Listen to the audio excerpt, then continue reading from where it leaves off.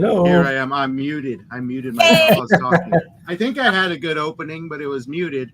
But we have ourselves a magnificent topic today. We are going to be sharing, maybe even showing off some of the older literature that we own, kind of how it inspires us, and talk about the old tales of old, and also maybe some. Well, not restoration. What's the term I'm looking for?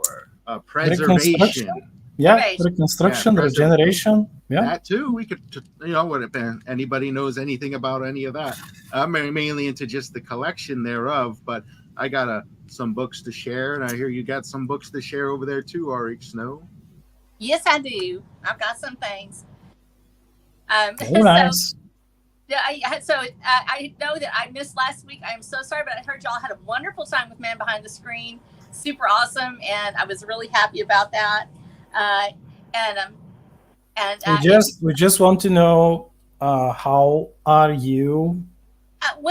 okay. So I did have a little teeny heart attack back last month, and so I ended up in the hospital, and of course, you don't know what's happening when it's happening. You just know there's something bad happening. You're like, oh no, and because it happened when there was a really emotional thing happening. It was my niece had passed away, and I found her, so there was a reason for it. So that was good. But so now I'm having to do every test under the sun, and it's like all the things, and you have to call ahead, and then you have to schedule another thing. So there's a lot going on with it, but I'm really happy that that I'm going to be actually for everything that's going on. I'm actually pretty healthy most of the time, so I'm cool with that. But it's always important to listen to your body, even if you got something traumatic going on. People will go, "Oh no, you're just being emotional," or it's just stress. You always want to make sure you pay attention, because that really probably helped save my life that night, actually, because my kids were like, "You need to go to the hospital." I'm like, "No, I can't go. I gotta be here." And then they were like, "No, you need to go." And I'm like, "Okay, fine." Yeah. It's better be safe than sorry. And so but it's a wonderful thing that we have that ability to do that. So I'm very happy with that, and I'm hopeful that that's going to make things really cool for me. So here we go, yay! Good. So, James, what have you been doing this past week? This past week, I have been super duper busy, finally getting over some month-long projects out of the way. And this week, the start of this week, Monday and throughout the week, I am going to be just cracking down and doing a ton of writing, at least 2 to 3 hours of writing every single day. I'm doing as much as possible to get as many hours in, to get as much done, and to get as close to that editing process as possible. For my latest story, which is going to be the second chapter to my short story Glimmerleaf. That's available on my Substack at worldwithoutendlore.substack.com. You can check out that for free. But I'm going to have a majority of the story done by the end of this week before I got to tackle a bunch of other projects. So that's what my weeks look like. Excellent. What about you, Miss Snow?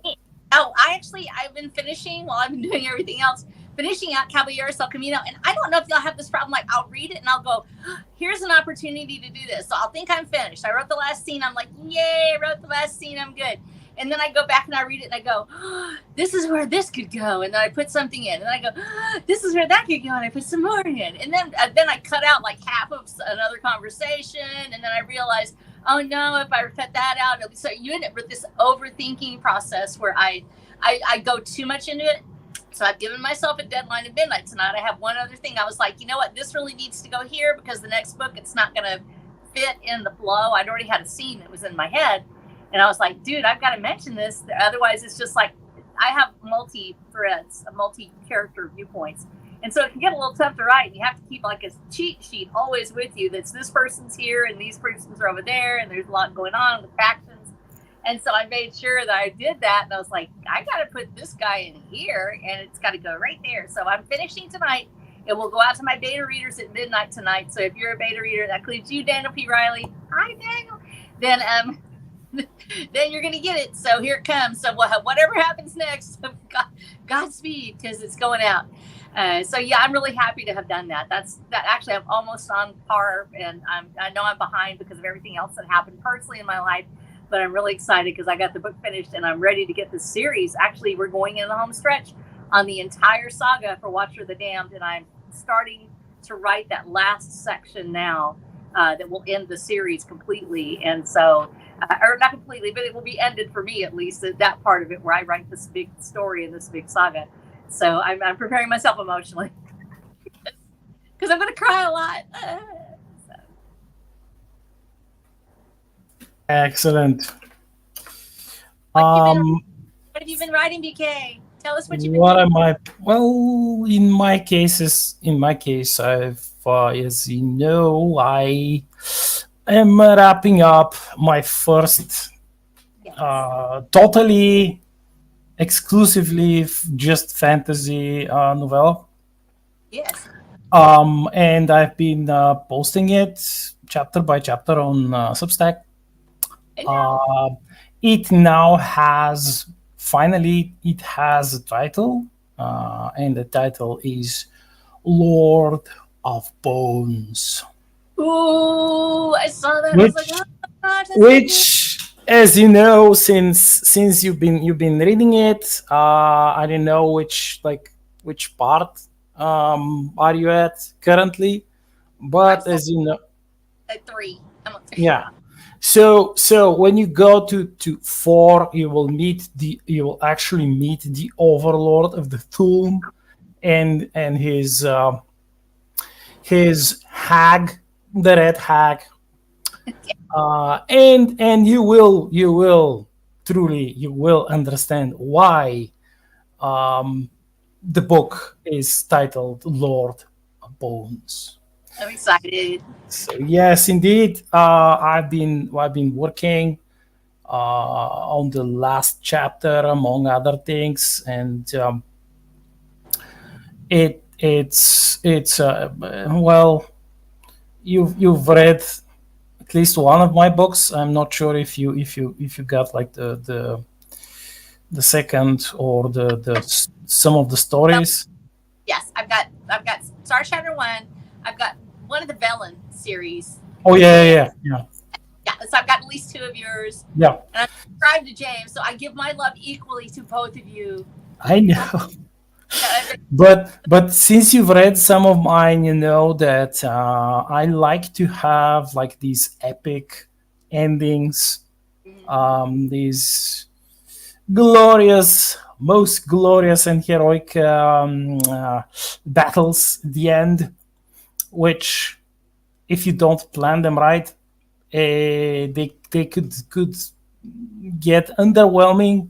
So yeah, I like to so it took some planning, because this is a book that I mostly been writing on the fly, improvising, and flexing part of my brain, like some of the little gray cells, which I've a tendency not to urge them to work in turbo mode. So I've been like cracking the whip, inside my brain. So yeah, that's oof. So well, about these old books, as I have mentioned to James before the show, I have an old iPhone which I use the camera to snap pictures, but it's temperamental because it's way too old. So I snapped a couple of pictures of the stuff that I have. It's not much, but I still have some books, but I couldn't upload. I couldn't upload them from the phone. It kind of like, there, you have a couple of photos there. Do you want to upload them? And I mean, yes, please. And now they're gone. Oh my gosh, no. And then I would connect the phone again and try again. And after the 17th time, I kind of gave up. So basically, what I have in my case is a few old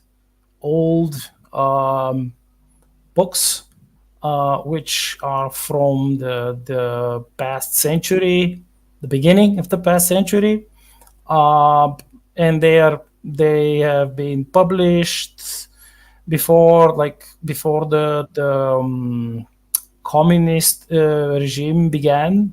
So some of them have been published like early 1910, 1920, something like that.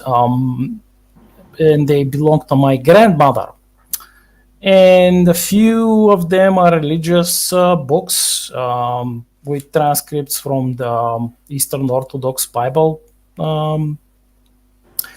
So these were my oldest books, and then I wanted to show you a little bit of an oddity, which was like series, a magazine, comics magazine, which contains like a number of different stories illustrated by party approved artists and with stories written by party approved writers. Most of them contained a bit of propaganda there and another bit of propaganda elsewhere. Would you like to guess how this comics magazine was titled? Strange Tales. No. No. What do they call it? They called it Rainbow. Aw, Rainbow. Yay. Yep. so cute. Probably the only thing that ever existed on the market these days when I was a kid. So it kind of holds like a dear memory in my heart, even though I knew that some of the stories are crap, especially the communist going back to the past and fixing the past and taking care of the evil capitalists and blah blah blah, which was cringe. But this magazine did have like one of the fun things in that magazine was the Bilbo Baggins comic, which was quite nice, and of course you didn't have any propaganda in it, so it was beautiful.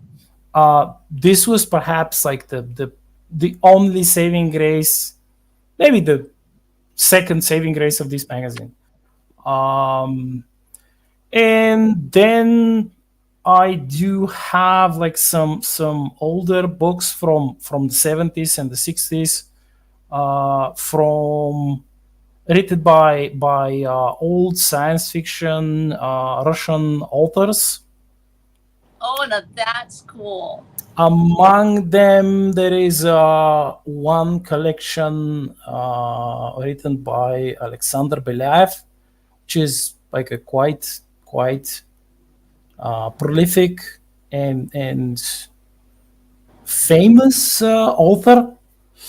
And this was probably one of my most favorite books when I was a kid. Oh, that sounds tight. Tell me what the cover looks like. Yeah, it doesn't have any cover. Oh, what? This is communism. Do you expect covers? How dare you, you capitalist? How dare you expect covers? No, it doesn't have any cover. Is It it just doesn't have words, any blank cover. words Yeah, on the cover? Just blank words. Just words. Yeah. And what year was this that you got this book? I think I got it when I was 10, maybe. Okay, so you're reading some fine literature at 10 years old. Yeah, I was like, I grabbed it because my grandfather told me there was like some crazy stories about fantastic technology and telepathy and heads being transplanted from one body to another. So I was like, ooh, I have to read it. and I read it, and I have to admit that at the time I thought perhaps that Sandokan, like the books about the Corsair Sandokan, I have no idea if anyone read Emilio Salgari, but Not Sandokan was perhaps, as for me as a boy, a bit more alluring than transplanted heads and telepathic technologies. So yeah, that's me. Who's no, next? that's Yeah. fantastic. Not bad. That's it's hard to contend with. I could only imagine. I actually have a question.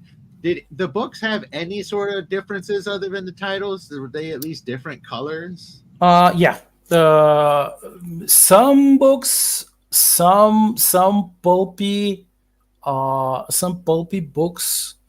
They had like some really minimalistic covers, and because you have to be again, you have to be member of the party guild of artists. You have to be approved. You don't have to be. You can't be. Your parents should be party friendly. You better not be like a son or a daughter of the enemy of an enemy of the state. Blah blah blah. Or like they wouldn't care how good an artist or how good a poet or how good a writer you are. If your parents were enemies of the state, you won't be published. You basically be screwed. So most of the minimalistic covers that we had back then on the books, that there is no going around it. They were dog shit. They were pretty dog shit. Like they were bad. Few colors, ugly postmodernism, blocky shit. It's like very few books which actually had a nice cover and came from other countries which were friendly to communism were published here with their original covers. Of course, with changed letters, changed like in Bulgarian. But these were like an exception. So what you, James, asked, that yeah, like most covers were just a different color with the title and the author, and that's it. And you have like a special censor approved prologue before the book started, like before the first chapter or the author's prologue, where you had like a censor approved prologue written by some critic from the Guild of Writers, and they would spin some yarn about how this author is like, oh, this author is was actually a communist or a socialist or blah blah blah, and whatever it's written here inside this book, it's actually for the glory of the communism and blah, blah, blah, blah. So yeah.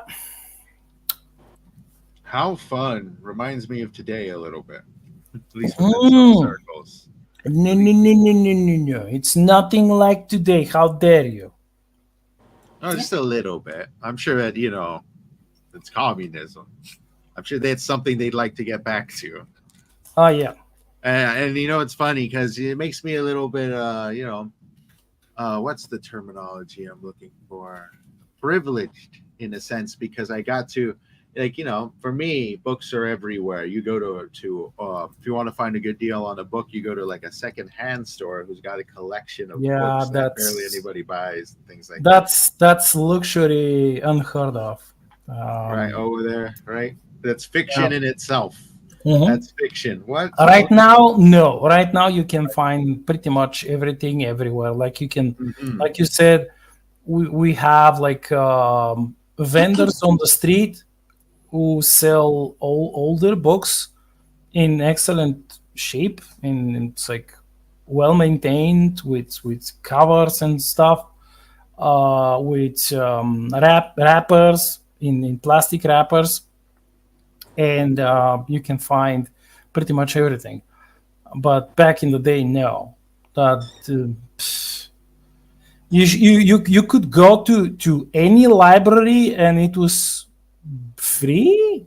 I mean, but they had only the party approved books in there, so it's free, but it's exactly what we want you to read. Right. Probably every library had the exact same amount of copies Yep, of the exact yep, same books. yep. Interesting. It must have been. Was it a bit of a culture shock when all that changed? Like, was it a rapid change? Yes, we had, like, in most big cities, uh quickly there were like the older black markets, which we knew that the existence of, but we didn't dare, we wouldn't dare go and try to like buy some illegal book. They kind of like moved in the open, and you could go and buy books which were forbidden back in the day. They kind of edited them and published them in Bulgarian with their original covers. And just looking at the covers, it was an amazing experience, because every book had like this awesome, colorful cover full of bright colors, glistening in, like it was like it was insane. Yeah, I can imagine. So it seems like it was almost like an overnight thing. Like all these markets just that were already there More like an over year thing. over It's the year, yeah, slowly they trickled That's out. a bit, yeah, yeah. They had to Interesting. republish them. They had to Yeah, publish them in, yeah. very interesting stuff. Yeah, like I was saying over here, books everywhere. I've found a few books that are 100 plus years old that were just sitting there out in the open. And people don't have for the same guided. right. People don't have the same care or love for them, I suppose, because of the just the sheer amount of them that have been published here. Like one of the hobbies I have is collecting old pulps. I have some right Oh, here to show off, uh, and they're super duper cheap because there's just so many of them out there, even though that they haven't been in print, most of these, for over 20, 30, 40, 50 years. You can get some for so cheap that the shipping and handling is more expensive than the product. oh yes, absolutely. It gets nuts with that part. Exactly. So you can find stories of old and even legendary books for an affordable price, and even the more expensive ones. $5, Yeah, like and there's then the a shipping is $50. yeah, depending on where you get it from. Some places you can get some free shipping, but their books are always just a little on the pricier side. But but then again, sometimes I see a good deal for a book. It's like, oh, the book is $3, but then shipping is $12 because it Oh comes yeah. from Canada and stuff. I was like, I don't want to pay that. But even this one famous book is a great story behind it. It's a pulp book. I forget which pulp series it is, but it was released in the 40s, and it was before the atomic bomb was a thing. Oh yeah. And they actually got some scientific minds together, and they kind of unlocked the atomic bomb formula in just like a complete theoretical sense, and they wrote it down in the Ooh. story. But because that was like what they were using military wise, they were investigated by the military to see if anybody was leaking secrets to them. And Oh that book, I believe, goes for about $100 just because of the Yeah, story yeah. behind Just it. because of the, yeah. But even then, I'm pretty sure you can get yourself a copy of it for cheaper if you look hard enough, because there's just so many of them in a thousand different places. You can find them for a variety of prices. Let me go ahead and show one of these little pulpsters off. It's yeah. not really. This one was a comic book and then I'll show off some of the some of the smaller pulps I have here. Let me switch over my camera because I got a book cam set up just for this. Nice. Yes, this is a Yeah, comic ooh. full of a He variety. hunted, he ravaged, he killed. Aliens were not his favorite people. This one's from the 1980s. It was originally called 1984. Full of like 1984-esque post-apocalyptic dark stories, but then they upgraded the name along the way to 1994. Yeah. Yeah, and inside you have these absolutely amazing drawings Ooh, here. the art looks nice. The art is beyond beautiful, and they jam pack it with art. How dare you say it's beyond beautiful? Don't you know modern DC Comics? They are Right? the bestest ever. And it even shows off the stories here. It's got 6 separate stories. Gives a little synopsis and art into them, and they're kind of explicit because back in the day they use the explicitity to try to gain readers' attention. Adult-based comic books, and this was around. It says on the cover that it's not an for adult. kids. Yeah. And this was around the time when essentially the comic books code was coming into play, and this was one of the actual last ones to still be around, and it was made to kind of combat the comic book code, which kind of gave us the modern day superheroes, as everything outside of that was almost deemed, verboten, like, oh, you don't want to produce that, or you don't want to make that. And then a lot of stores started following the comic book code, and it became a thing over time, and you stopped getting stories like these and magazines like these, and it was mostly just the Marvel hero stuff over time. So this was a treat to find. I thought it was awesome. I thought it was just going to be a basic comic book pulp, because I have a bunch of other ones. We bring some in here to show off. This one has a lovely Conan story from the 80s, and towards the 80s there's a lot more art. Which one is this? This is fantastic. You always check the spine. Fantastic stories, science fiction. Oh, yeah. So and these are small too. These are like the size of my hand. That's how big they are. These aren't cards.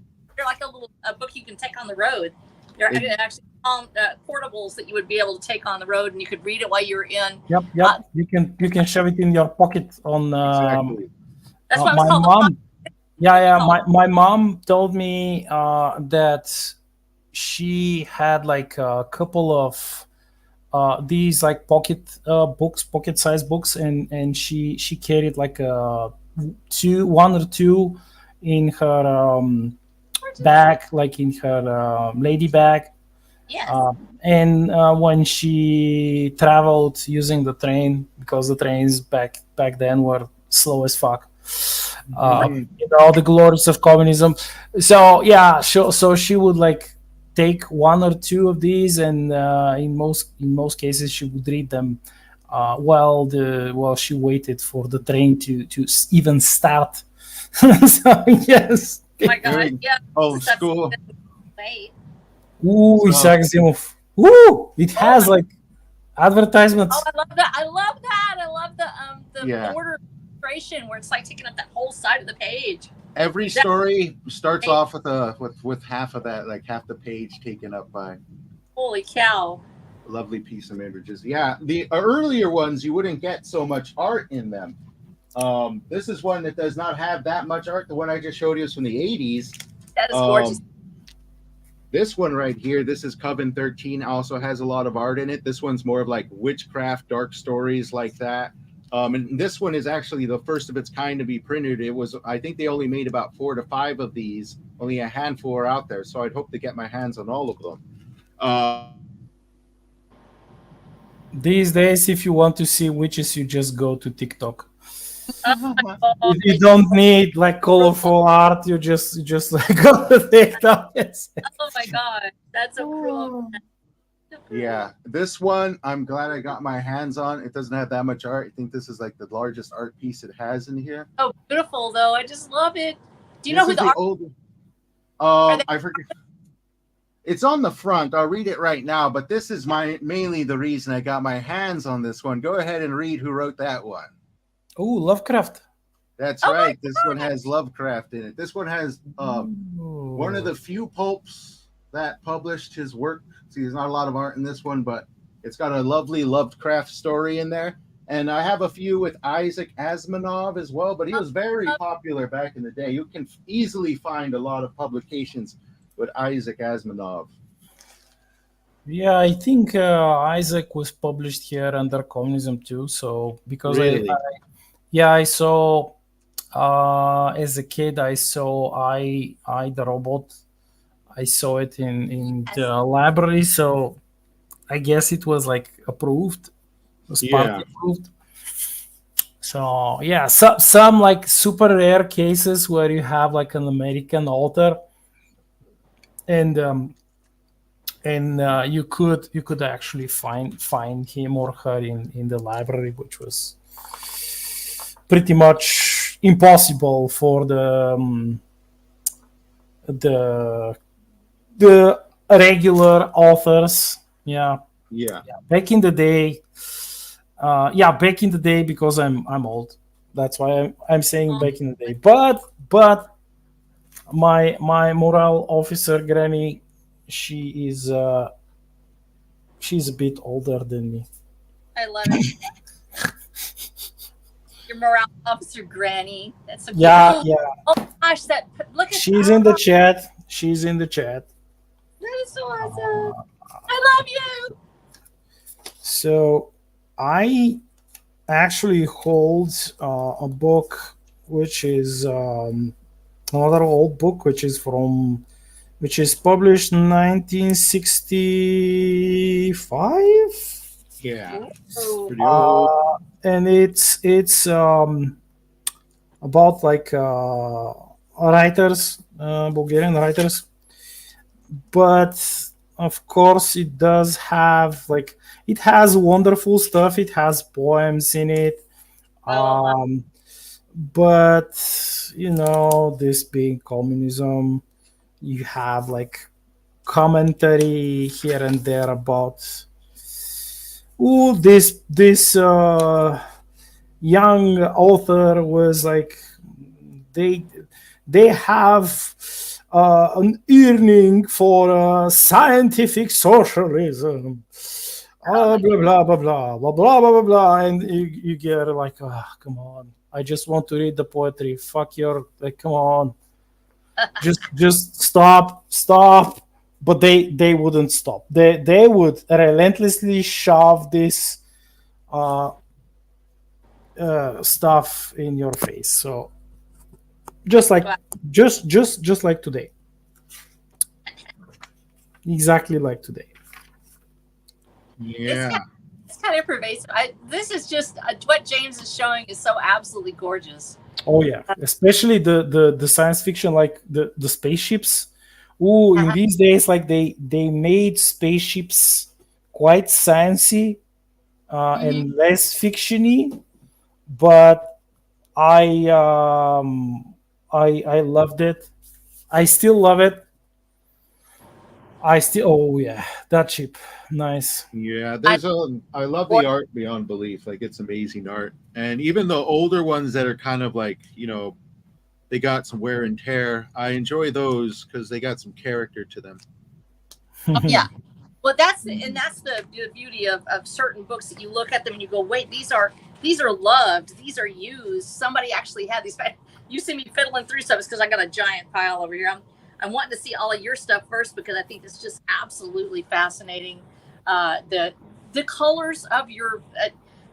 I know you've got a huge pile there. Are you like just digging through it right now, looking for all your stuff?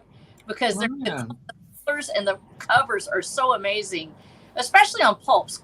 That's what sells the pulps. Mm-hmm. It definitely does. I don't have the largest collection of pulps. I know I got a bunch of other older books. Like, some of them are actually holding the camera up, so I can't. Oh, wow. Like the business camera right here is being held up by a handful of older books because it's aimed straight downward. But all my pulps that I currently have, at least the small ones, are right here. Wow. These are all the ones I currently have. I got a Nice. few in the mail. It's hard not to order them. They're kind of an addiction after a while, Yeah. but it's decent fat little Yeah, collection here. that's a treasure. Imagine, beautiful. I imagine you reading them will actually charge you with a lot of inspiration. Especially in my case, when I read like any of these really old stuff from the 60s and the 70s and even the 50s, I get absolutely boosted with energy because these people they didn't have the resources that we have right now.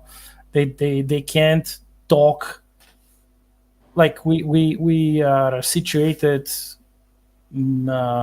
Us three, we're situated in different parts of the world. Well, perhaps you two are a bit closer, but not me. They couldn't do that. They didn't have access to the internet. They had to go to the library. In some cases, they had to do research. They had to travel to different parts of the world, actually physically travel to do the research, to talk, like to Yes. find characters, like let's say, for example, Alan Quatermain's character, to find someone like him, talk to him, or maybe talk to a number of these like unsavory thieves, maybe some thugs, and actually like pay them, bribe them to tell you how they do their illegal deeds in the dark of the night, how they climb through the windows, how they burglarize the homes, or etc. etc. So all in effort so you could like write a more convincing tale, to weave a more convincing tale, a more natural and engrossing story, to give this to your readers, and because others would be doing the same. And if you lack the edge, you couldn't, like, the publishers, they were even fewer back then, I think. It depends. There were small publishers. There were actually regional publishers, and I'll be talking about that in just a minute because it's one of the things I love. But you had regional publishers and you had small publishers that were everywhere, and they would open up their own little publishing house, but it would only serve a certain portion of the United States or the region where they were in. So you might have a one that was specific to Uruguay, Paraguay, that would just be in that area, and it would be serving the people there, and they would have books to their libraries and things like that. So we don't see them as much because a lot of times those books were lost when the library started throwing away their own books. When people said, "Oh, that's just a school book, I don't want it," or something like that. And so we forget that there were a lot of small publishers out there. And in fact, I believe Edgar Allan Poe, who was an editor with Small Paper, actually had worked with several small publishers prior to him actually breaking out after his death, of course, with his fame. But there was a thriving industry, and not only in the local paper, which would often act as a publishing house as well, because they had the printing presses, they had the other things, and they would come out with little quarterlies or things that they would make. And so they had we forget how, even as difficult as it was to get these things out, there was an industry within. People were willing to pay with their lives sometimes to protect their printing presses. Gail Borden, who actually we know him as Borden Milk, actually was a newspaper man in Texas and helped with the Texas Revolution. And his printing presses were destroyed when he spoke out against certain oppressions that he saw. He had to rebuild, and that, later on he'll become the famous Dairy Man. But at first he is Gail Borden, the news editor, and he also would. They consider themselves frequently to publish things, to put out news and papers and books if they needed, if they could. That was the role of that local printing press. And so every city that could, they would try to bring in somebody who knew how to run these printing presses and would be able to make things. And it was literally like arcana. it was a deep, dark magic to be able to make the ink meet the paper and to have it turn into this wonderful book that could be held in hands, or a newspaper even that could be put out daily for a dime or whatever, that people could go and could read something new every day. And we forget that newspapers also had a lot of poetry and essays in them that were just about life in general. It was like having a book a day, if you could have it, or a book a week. So there were a lot of printing presses and a lot of small publishers that have simply been forgotten because their works have been destroyed. And that's why it's so important when you see the book and the book calls to you, that you actually answer that call. James, you had told a story last time about the book. Say that again for those who are just joining us, because this is such an extraordinary story that you tell us about this book that you saw that you actually found. The Bible, yeah. Yes. Yes. Man, this is probably over a decade ago now, I think. It kind of ties into what I was saying earlier, how books are kind of just abundant. And if you want to find a good book and you want to get a good deal on it, you go to a secondhand store. And I was at a secondhand store just kind of browsing around, and they had this backyard atrium area. And there was just stuff piled up everywhere, and these makeshift rows everywhere, and just random things assorted about, random piles, nothing organized whatsoever. And I was just walking down one of the many makeshift aisles of junk everywhere. And I remember stopping, turning to my right, and just lifting up this big old pile of wet literature, because it had just rained. It had just rained, and all this stuff was all outside. And at the bottom was this big old family Bible that after some inspection, once I had it in my possession, because that place gave Bibles away for free, and this thing was huge inside of a box, and I took it home with me. I checked it out, and it's over 100 years old, this big old family Bible. It's back here. I'll see about pulling it out in a moment or two, but it was an interesting find. You never know what you're really going to come across with all this old literature just literally laying about all over the United States. These treasure of prose that are just scattered in old junk piles and thrift stores everywhere. I even, part of me wants to rush out there and go back to all these old thrift stores and see what else I can find, because that's before I ordered them online, that's where I would go, and I found a lot of decent things out there in the thrift store. So yeah, there's a lot of hidden treasures out there.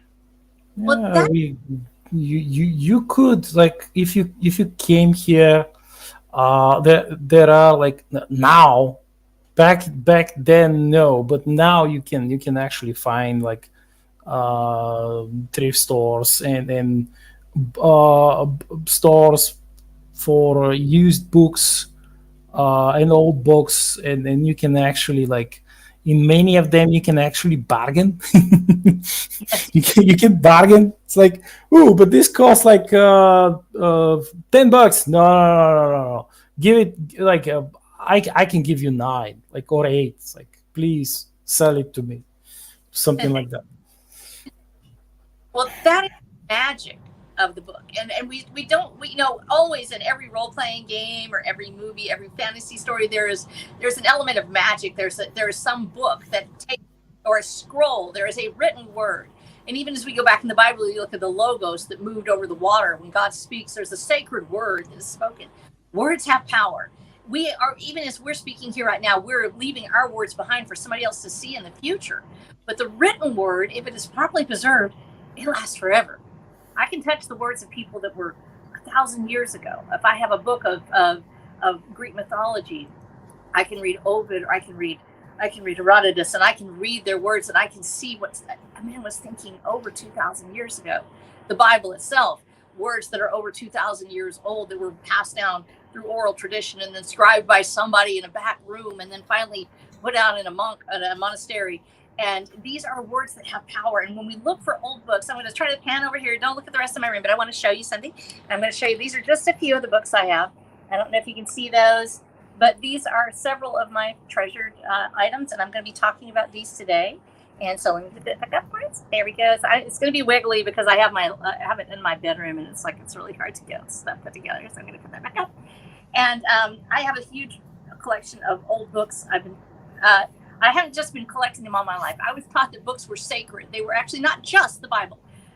All books should be treated with respect. My father couldn't stand it when a bookstore would tear a cover off of a book and throw it away, or that people would burn them or do things with it. So he collected books, and I probably have at least 1,500 books in my collection, probably more.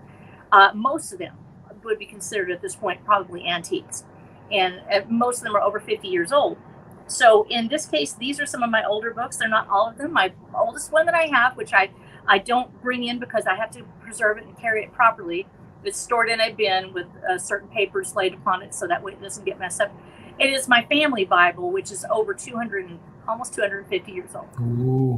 It has the names of my ancestors in it, and it has a writing you can almost can't read because the people were in distress when they wrote it. I'll never forget when I first started really studying this Bible, after I had done my family history and I had learned these people's names, and I'd go back, and one of my ancestors, Benjamin Rawls, he's dying. He's only 35.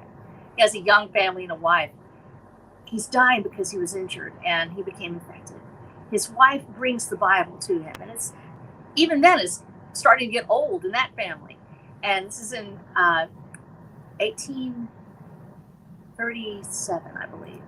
And he will write in the Bible his dying word that I am Benjamin Rawls. I was born on this day, and I have not much time left, and I wanted to make sure you remember me. And so I have his words. I can touch where he wrote in it, and I can look at the words that meant so much to him, and they still mean so much to me today because I read my Bible every day. I have Bibles all over this house, and actually most of them are preserved, and many of them have been given away. That they had names of my father, the Bible that my father took with him to war in World War II, that he carried in his pocket, and it had a dent in the metal cover where a bullet had hit it. That's preserved. I won't bring it out today. I'll bring it out at another time when we're talking about wars and I can properly handle it. I have Bibles that he actually took in to lie about his age because they didn't have a system for doing birth certificates at the time, so that you could bring in your family Bible, and he went and snuck in a Bible from someone else and wrote his name in it a year older so he could join the war at the age of 15 in 1940. And later on, of course, the bombs would drop on Pearl Harbor and he would be there. And I have his written record also, the war from beginning to end. But these written records, these Bibles, these books are so precious because they meant so much to the people who owned them. They usually didn't have a huge library in their houses. We look at a lot of the pictures that we have of people from the 1950s or earlier. We see libraries because it was a sign of an active mind. But in a frontier home in a Texas prairie where you had a log cabin, you might have 2 or 3 books. One would be the Bible, and one might be an encyclopedia that had pictures in it of things that were in the world, and the other one might be a school book of some kind. And they were precious. They carried them with them everywhere they go. They treated them as if they were literally that magical tome. And so we're going to start off today with a couple of these that I've had. And this one comes from my father. It's heavy. This is called the Lincoln Library. Ooh. It is a massive book. That's not extremely old, and I said it because it was actually printed in 1939, I believe. But it has the name of my grandfather. And so he wrote It's quite old. Yeah, I know, I'm quite old too. So this one, and it is the Lincoln Library, which it was supposed to be a whole thing about how to use English language, literature, scripts of literature. It was a family education tome for people who might be living on the prairie and didn't have access to a school. And so it has history in it, and it has all these tabs where you can go to, and I'm going to be very careful because I don't want to tear it up. But in this case, it has the history that they could go to, and they could read this to their children. This is the history of the United States. This is the history of the world. This is what we know about things. And you could go to this tab and you would flip it open, and it would have geography and travel. So you might have something about that it has where it would say, here's what we know about geography, about Asia and other places in the world. There's a map, a beautiful map. Oh, it's in color. Yes, it is. It's printed plates. This is extremely precious, not just because of the knowledge that's held in it, but also of the love that lies inside. Because my family, as they went, you'll see that there's actually papers sticking out. This is something you really want to watch for when you're collecting old books. You want to look for these pieces of paper. They're not just bookmarks. They are a place where a person has probably stored a lock of hair or a flower. And they put the paper in there so it wouldn't stain the pages, but it almost always does. And so when you're looking at these, as I open it up, and I'm going to open up to one of these, and I'm going to open it very carefully so it's off camera. These books, you'll notice, are loved. They are not in pristine condition. There is a reason why, because they were used. I look for loved books. I look for the ones that were loved so much and so long that they were made into something beyond just the book itself. This one, actually, I can't open it because it actually has a piece of, it looks like a tiny piece of a flower, and I'm not going to open that. I believe my mother put that in there. That is a pattern from a paper napkin that she had, and she put it in there. And it's actually stuck in where algebra was because she loved algebra. Let's go to the other one, which is way back here, and I do know where these came from. So these, as we open the book, we see that there is a place where there is this rose. It is crushed between the pages of this book, back in the general index. And it's held between these two pieces of paper. I believe this is a rose from my grandfather's funeral, my mother's father, back in 1971. And so she has that in here, and she pressed it and she kept it. There are other flowers that are actually in here that are lost to time. They're crushed between the pages so much they have become just a stain, just a shadow. But there's still the memory of that there. And people would usually put that in a place where it would remind them of something. So I know that in the part about algebra, it was something about a teacher or something that my mother loved. And the same thing happens here with some of these other books. In 20 years in Congress, this is the oldest book that I have available to me right now. And actually, you saw me started talking to my husband. I was like, bring me the Congress book. And he's like, no, because he didn't want it to be out and in the air. But this is the oldest book that I've got right now available to you. And it's 20 years in Congress. It was written by James G. Blaine. He was a senator, I believe, in the 1800s. This book is from let's go ahead and make sure, 1886. So I'm going to show you that. I'm going to be very careful as I rotate it. It is from 1886. This has been in my family's possession. My father knew how important it was because it talked about a man's experience in the Congress of the United States. Here from the 1880s, and I'm going to be very careful showing you this, probably from the 1880s or later, is a flower. This flower was put here because this was heavy and it could crush the flowers. This is from somebody's life.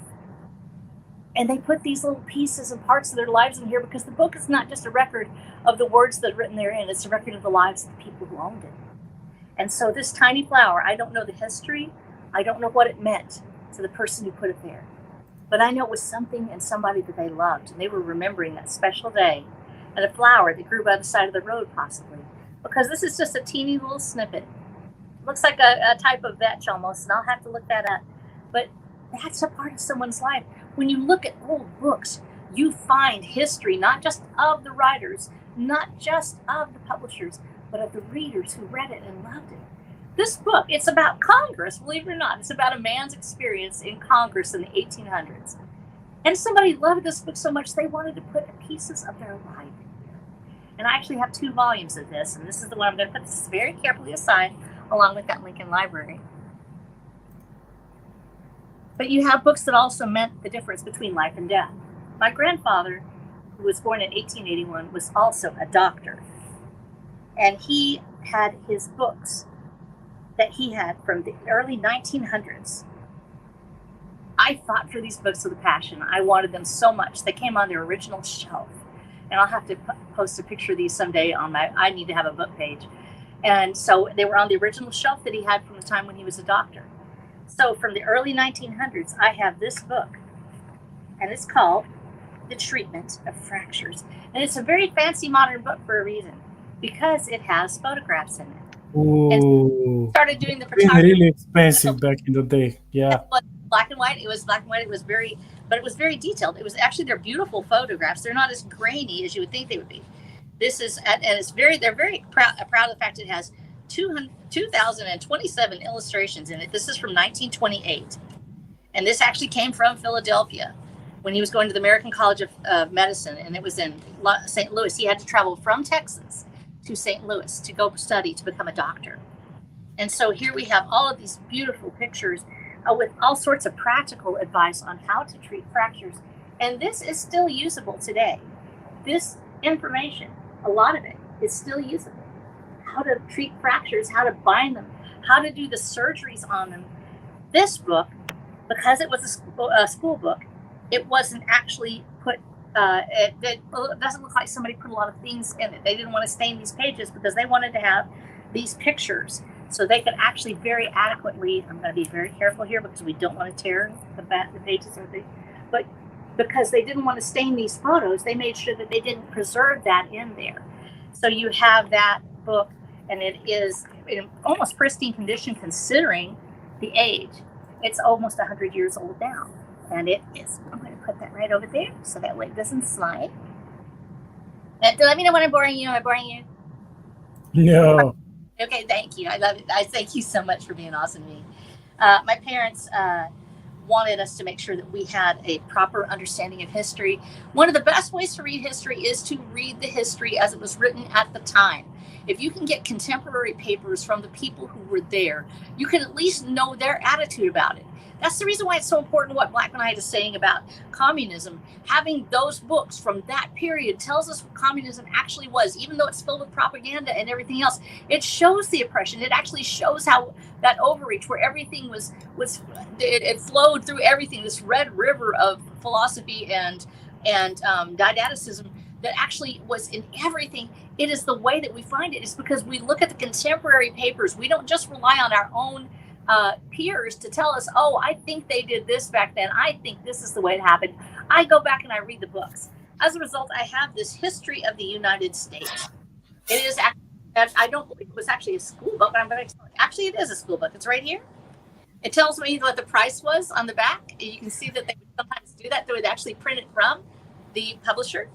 And it says the net wholesale price is $1.04. Now, so What? yes, it was $1.04 at the time, which was a fortune for somebody who might work all day for it. And It is a school book. Yes, it is a school book. It actually is, because it does have that on there, and it has. I was trying to remember if it was actually a school book or not, but it is, because it has the front where it has the American Creed, and then it was from William Tyler Page, and this was adopted by Congress in 1918. Now it has the names of all the school children in it, and this is from 1924. It was first published, and it has the children's drawings in here. Here's what I love about old books, is that you get to see where people got bored and they started scribbling in the margins of their school books. And so it has all the names of the children, and you can actually see where they wrote their names. Just because they could, they got away with it. Delma, I really hope she did well, says, please do not write in here.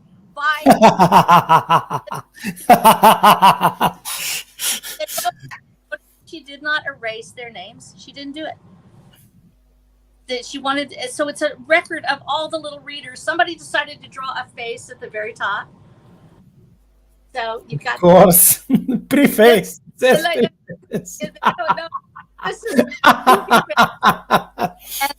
the preface, so you can already tell they're already bored, and stuff like that is all the way through here. It's like history of the United States. Oh, good. Here we have. It has this actually has photographs in it too. They were very proud. This is from a regional publishing house. It actually, let's see. It says "History of the United States" by Robert Green Hall, and it is the Southern. This is actually a loose page. I'm going to hold it up. It's easier. It's from the Southern Publishing Company. This was Dallas, Texas. It had their own printing presses. And this was important because that way you were getting the books coming from the people who were reading them, from the people who were writing. And it has a history of wars. It talks about the war on the north and in the sea, and it has pictures of the people that were in it. And so as we read through this, the thing that fascinates me about this book, and it is well loved. Oh my goodness, it is. The pages are falling out.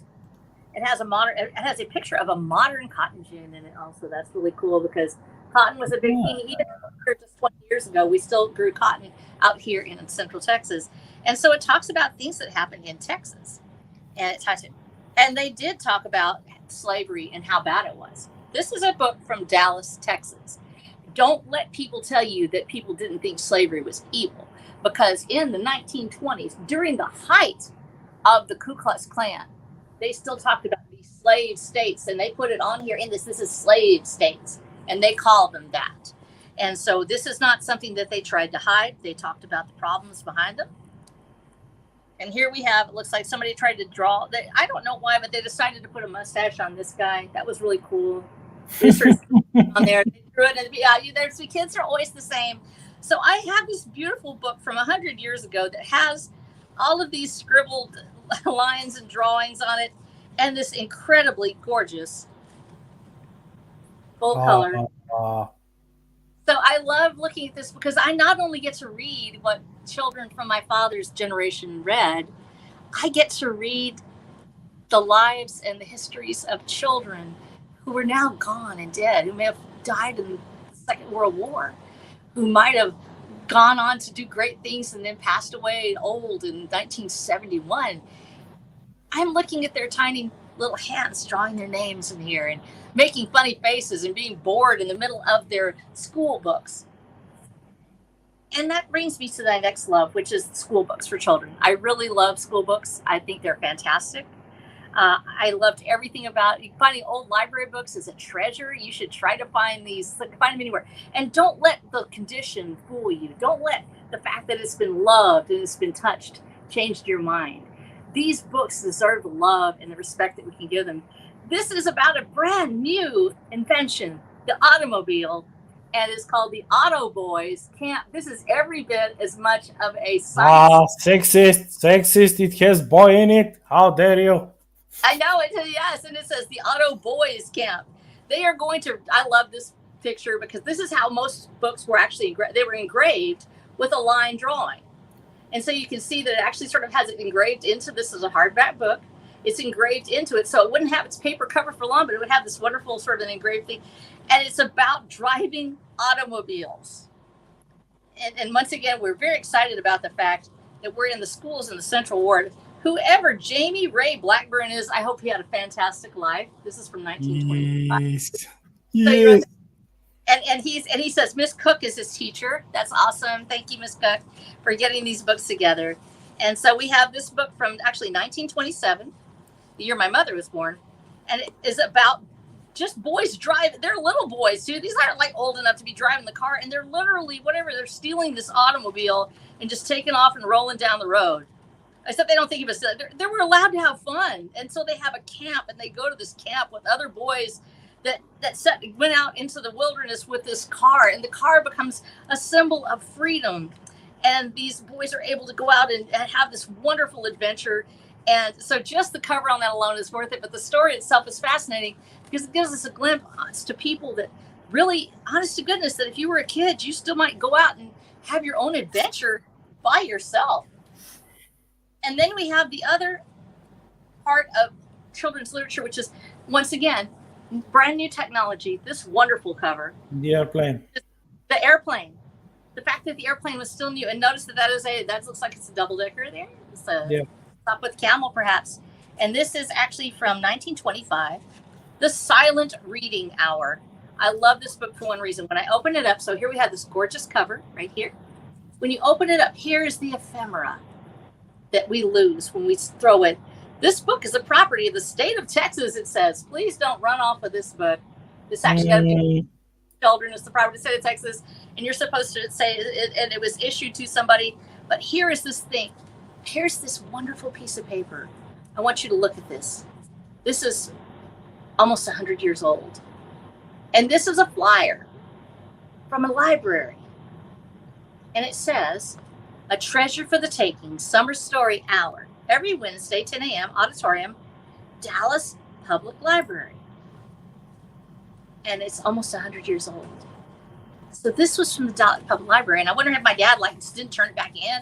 Actually, he probably found it and bought it because he loved books so much.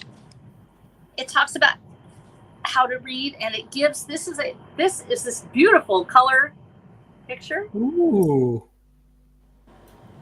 The books were fascinating at that time. They put the money into this one.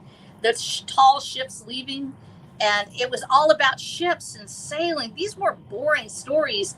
These were amazing stories. And of course, children playing together and having a dog. I love this little photo. It's just amazing. This little illustration.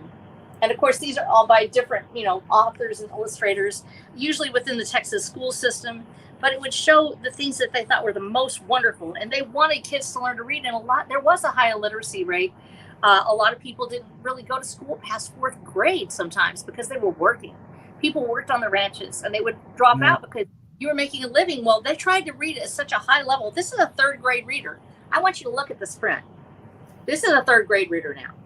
This is actually the book that they were reading from in 3rd grade. It's an amazing book, very high level. So when we talk about people being illiterate, we sometimes forget they might go to 4th grade, but they knew more than most of our 8th graders do now. And also, you can say that again. Yes. And then once again, we look at this beautiful illustration, and they want it to be exciting. 2 men and a brand new plane that's looking down at a ship that's in distress on the ocean. And so they wanted to make these exciting, and they put the brand new technology, which we now think of this as old. That was brand new technology, and they were writing about it as if it was really happening right now. And of course, then we have the little bitty guys in here. This is one of my favorite ones. It's My Pet Pony, because it's a 1st grade book. It's a 1st reader. And it has all those wonderful things. We often think of our readers as being early reading stories as being boring, and it's because they had to make the words simple. So instead of airplane, you have Billy and the apples. But you know what? He's got a sweet ride. Billy's got like this little. He's actually got his own goat and a goat cart. I don't know if any of y'all have ever seen. If you're laughing, have you ever seen a goat cart, BK? Well, I've seen one, I think, in the museum. But like in the villages, you can go anywhere and see like horse carts and wagon carts also. So like they're still used. Yeah. And here's the thing: is this actually is a snapshot of life, and we forget when you look at children's books, these weren't fantasy; these were real. Jack had a billy goat in a funny little cart. One day, Jack's mother said, "Jack, go to the farm with Billy in the cart. I want some apples." She literally tells her tiny son, he's like 7 or something. She gives him a quest. Go get me some apples. Go drive. That's a quest. She gave him a quest. To him. Yes, and it looks like we have oh no, he's a player. He is such a player. He went to pick up some chicks. So it's girls. He literally goes and picks up some chicks. There some girls. They saw his wonderful cart, and they're going to go with him. And then he has to find out what frightened the chickens in the farmyard. Most children at this time were still rural. The world was still primarily a rural place. So almost all the stories in this book are about a rural family, about what they did and how they lived. And this story, of course, too, would be found in a local library. And so with all of these wonderful books that we have, and we have these beautiful plates in the front. This was my father's, actually, and so it came from him. And here we have this beautiful set of plates, and that's the front plates. And it has his name in it with his address and where he was living at the time, because that's what you did. You would have it in school.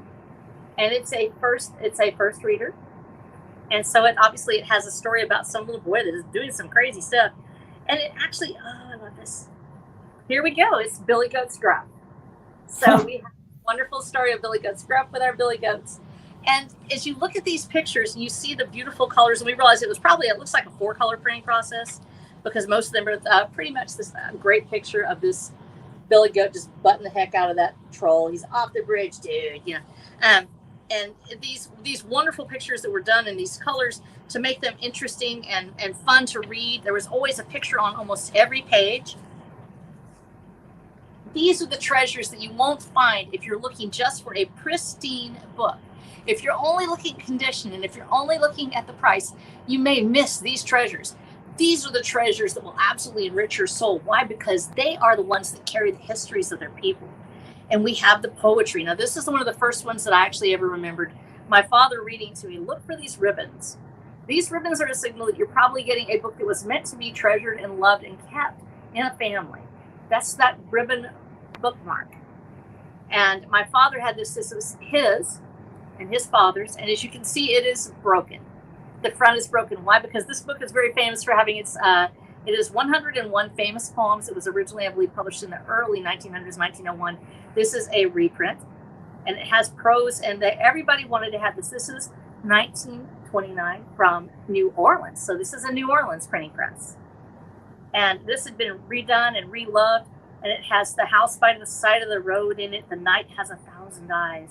The charge of the light brigades. These were readings that were supposed to be read by every family, and to just sit in the evening and to read these things. And it was updated from time to time, and it would have something new in it. In this case, Robert Frost. And so they had The Mending Wall by Robert Frost. And they kept updating these books, and they came out as periodicals. In that vein, we also have one that would be considered like what we used to be called Reader's Digest, where you had things that would come out and people would buy it just for that. This one was meant for home reading. Now, this is 1910. This is called Heartthrobs. There was one that was Heartthrobs. I didn't get it. I couldn't find it, but I found more Heartthrobs. And it is a series of poems and recollections. This was probably considered to be a lady's book in that respect. And the reason I wanted it is because I found all of these pieces of paper sticking out. I knew it was very precious to somebody. This is about the old homestead. So even in 1910, they're already having memories of somebody else. They're remembering the past. And we see that there are several of these in here that are printed in. Bivouac of the Dead, which is actually a very famous poem. Whoever was reading this in 1910 is remembering the Civil War because they had bookmarked carefully Bivouac of the Dead as their poem. So I know that the person who read this probably loved someone who was lost in the Civil War, because Bivouac of the Dead is specifically about that. Then we have another mark, and it's here, or Because You Love Me. And I have to be very careful that I don't mess it up. But this paper was put in here by the person who was reading it, and this paper still looks remarkable. It is this piece of white paper. It's actually still fairly, and so there obviously was a different process at that point. Because you love me, I have found new joys that were not mine before. New stars have lightened up my sky with glories growing more and more. Because you love me, I can rise to the heights of fame and realms of power. Because you love me, I may learn the highest use of every hour. And there's so many of these memories in this book. And I think about little farm women somewhere who bought this one book, and they would read it over and over again for the romantic poetry, a story about a child passing away that happened frequently in time. And these books, they're precious because of that soul that is still in it. The soul of the person who read it, it views that book.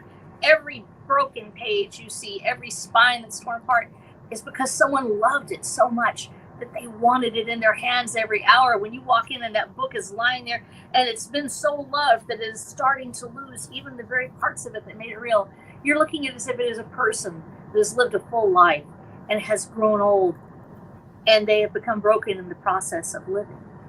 These books are loved, and they deserve to be read and loved and remembered. All of these things, whether it's something as important as Pilgrim's Progress, which is also from the early 1900s, or something as simple as a women's book that just talks about romance. These are people's lives. There's a magic in them. Go Yes, look at those books. bridge. They're a bridge between our ancestors and us. Yes. Yes. Yeah, Oh, you have boy. quite the collection there. That's quite the Yeah. collection. And you know, it'd be cool. Maybe sometime in the future, if we could all maybe collect our own favorite short stories of the past and share them, read them here, you know, because it's one thing to share the artwork and the love of them, but to actually share the words, to read them out loud to others. I think that could be an interesting segment we could probably. I agree. Wholeheartedly agree. Yeah. We'll talk about that in the back end. Come up with something. Well, we are nearing the end. I mean, I think we have like about 15 minutes. Yeah, about 15. Yeah. So, if you like, I would talk a little bit about James's and my idea of having like a nice TTRPG roleplay game, which I'm willing to host for you both. Oh, that'd be awesome. Yeah, it's going to be just one single quest. It's not going to be some huge sprawling campaign. I glitter dice already. So it would be, I would suggest that next Tuesday we kind of have like our uh, not first session, but let's say our initial discussion about it. And I will ask you like a few questions, and you will tell me what exactly would you love to do in the game. What are the things that you like?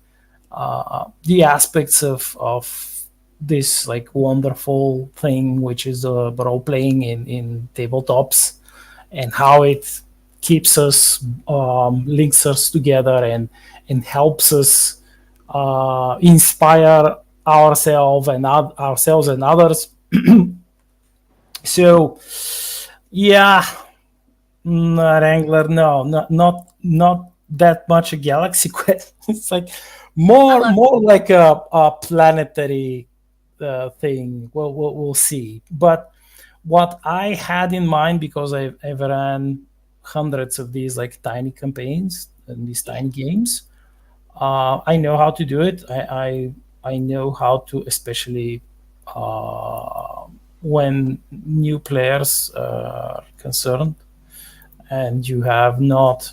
I mean, you've had your own RPG experiences. You've played some games, but it's like a different setting, and even though the rules and everything, it's easy. I made it easy. You still have to like learn them. So what I'm offering is a nice and quite fluid exploratory quest on a different planet, or a planetoid, or maybe a space station, or maybe a hollowed out asteroid somewhere. But planetary surfaces will be probably easier for you. And yeah, and you will engage in one of the things that most of those who like the universe of Star Shattered love. This is like the frontier exploration aspect of it. And just like you mentioned, now when you were showing us your wonderful collection of really old books, you have this aspect of treasuring whatever bits of knowledge, but this time it's knowledge about ancient alien species, about like ghostly monsters lurking in space, in the darkness of space, or how to operate this single item of alien craft, like something that you don't even know who created it, but you know how to use it, and it gives you some life-saving advantage, which is, it's probably how our ancestors viewed some of the things that the locals knew about herbs and plants and the wildlife. They probably viewed it almost like magic. So yes, they did, and I remember from my father talking about it. Well, I'll talk about it a little bit more as you get in the game. The way that doctors were. I said my grandfather was a doctor, medical doctor, but his father before him was called a root doctor, and a root doctor was a person who did the herbal medicines, and it was considered to be that blend of science and magic, and there was a mystery about it, about how you found the plants. Now the plants would find you sometimes, just like James's book finding him. The people that knew the plants would come and find them. Yep. And in this case, there are certain ancient things in this galaxy which are actively seeking their new owners. These might be weapons, it might be suits, spacesuits, ancient spacesuits, thousands of years old. They might be spaceships. There might be even ghosts of people so like long who vanished so long ago that even the memory of their civilization is gone from forever. But they still linger. They do not ascend because they have like something in mind, or like some obsessive idea, or they went mad completely, and they don't know, don't even remember why why are they still here, what was the reason why they left their people to ascend, and they remained here. But whatever it is, I have hundreds of these little, well, they are quote unquote little in my eyes, but you'll probably find them big enough quests, which are filled with this engrossing mystery of the fringe space, this area which most of the adventures take place, and you will be able to pick a different race, whatever it is, like your fancy, different professions. I It want to be a doesn't. space hamster. I want to be a space hamster. Okay, no problem. You'll probably hear the voice of your gun, because the hamsters, they are weird like that. They can talk to you, to their guns. Like not all guns, only the gooden guns, the bestest guns. If it's a gun which was made by a baddie, if it's a baddie gun, the hamster will not talk to it. Oh no. So yeah, it's, we'll see. And it's not like all Terrans are explorers. Even like even if you're just, if you just decide to hop in your space shuttle and go somewhere, since you've been living in such a culture that promotes self-sufficiency, and you have been taught, just like these children back in the day when things were still very rural, and they could navigate a farm full of animals, and they could do all the chores that their age allowed, and they were quite self-sufficient in uh, these years, and they could even ride like a horse, which for a child, the horse is a giant animal. It's almost the same spirit that the Terrans are teaching their children, and learning how to be part of this amazing lived experience, without losing your roots, without losing your past. And it's exactly why this aspect of exploration and yearning to find anything new, to you it might be ancient, but you want to find it, you want to interact with it, you want to learn from it, you want to see it, you want to remember it, you want to share it with others, unless it's some ancient deadly virus which you don't want to share with others. That you might have made. Yes, and here you have that other aspect, apart from the monsters and the crypto beasts and the spiritual part, like the ghosts, etc. You have this digital cybernetic aspect, which in some ways. It steals from your humanity. It makes you less human, but more digital. And there are things in cyberspace which were once of flesh, but no longer.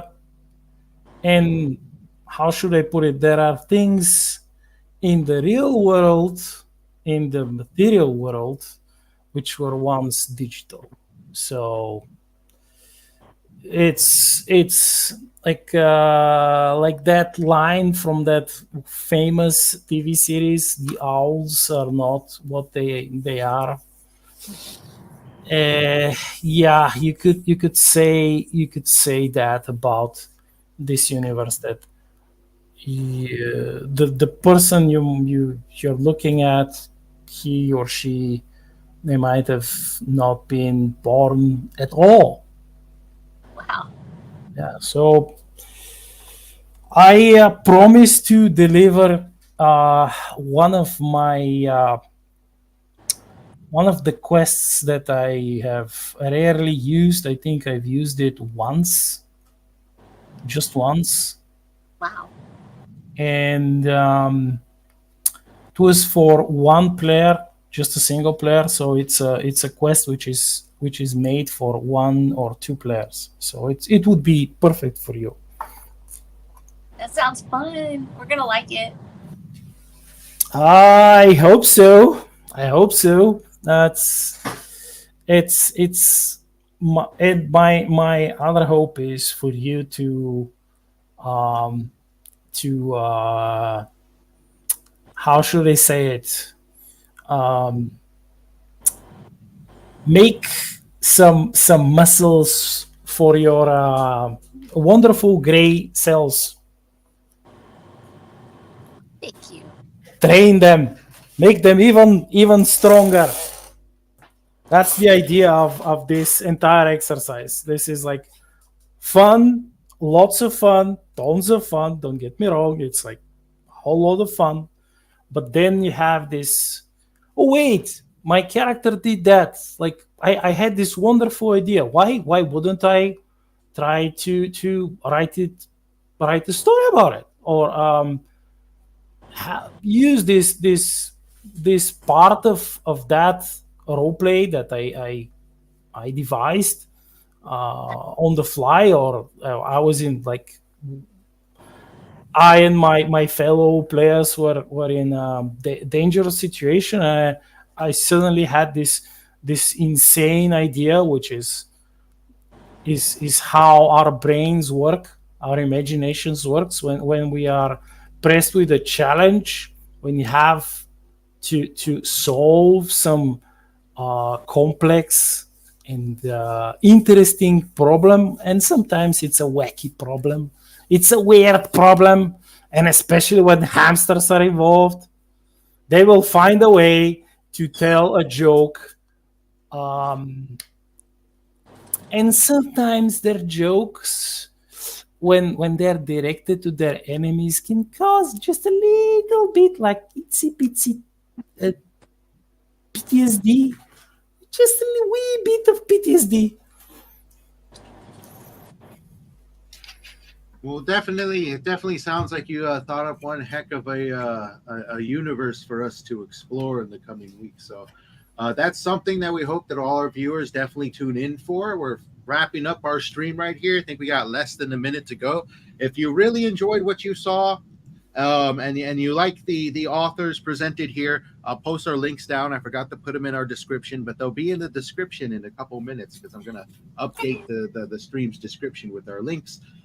Check out our separate links. We're all writers in our own right. I focus on short story. R.H. Snow has got her own wonderful series going on, and Black Knight has got his magnificent sci-fi series going on. And you can find us here every single week at the exact same time at 2 o'clock. I believe we're at 5 o'clock Central, if I'm correct.